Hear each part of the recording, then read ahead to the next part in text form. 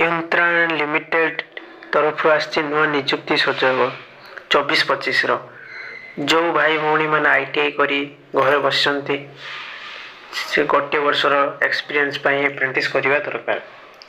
आसतु जाना यंत्र लिमिटेड विषय आम कि सठिक खबर।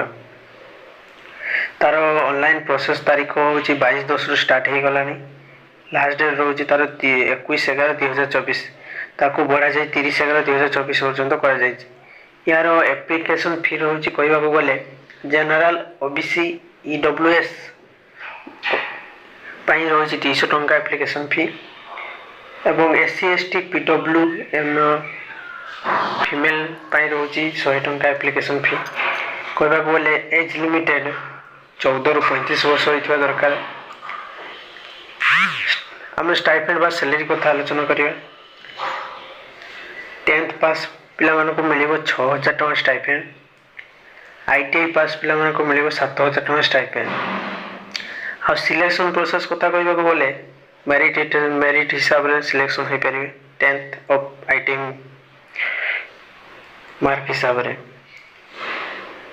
क्वालिफिकेशन रही जाउछि तुमरो आईटीआई और 10th पास होवा दरकार। आईटीआई पिला रोचे 2498 पोस्ट एवं नॉन आईटीआई रोचे 1385 पोस्ट। एप्लाई लिंक टी मु डिस्क्रिप्शन रे दे देछि से जे आपन जे अप्लाई करि परिबे।